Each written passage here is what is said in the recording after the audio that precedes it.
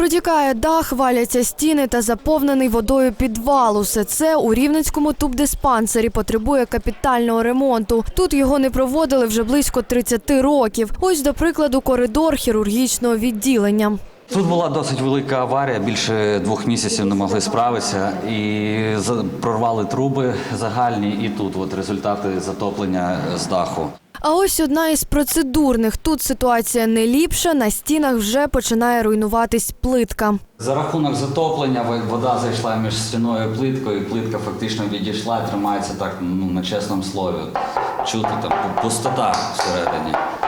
Між 5-м поверхом і дахом тубдиспансеру знаходиться недобудована ще 30 років тому система вентиляції. Сам заклад був зданий в експлуатацію взагалі без неї. Медики кажуть, значно дорожче буде її відновити, аніж облаштувати нову. Система вентиляції в протитуберкульозних закладах є одним з основних елементів інженерного компоненту з інфекційного контролю. Тобто має бути притяжна вентиляція, фільтри спеціальні стояти. Нині у Рівненському тубдиспансері лікується 142 пацієнта. В палатах ситуація не краща. Пан Григорій лікується тут нещодавно. Каже, вперше в житті перебуває на стаціонарному лікуванні у медзакладі.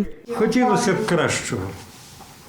Якщо одним словом, то хотілося б кращого. Я так думаю, що то неправильно щось трохи. Палати стаціонарних відділень нашого тубдиспансера, звичайно, потребують приведення у відповідність згідно із санітарними нормами. Потребує заміни покриття на підлозі, лінолеум уже зношений. Також потребує заміни меблі, приліжкові тумбочки, столи, стільці.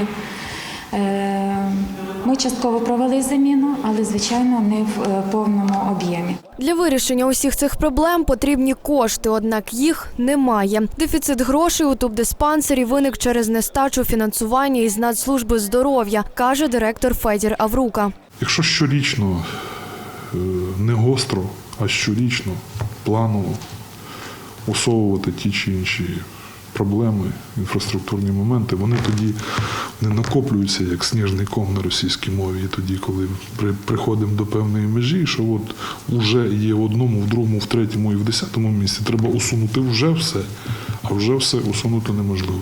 Нині медична комісія доручила закладу виготовити проєктно-кошторисну документацію. Тільки після того вирішуватимуть щодо черговості проведення ремонтних робіт.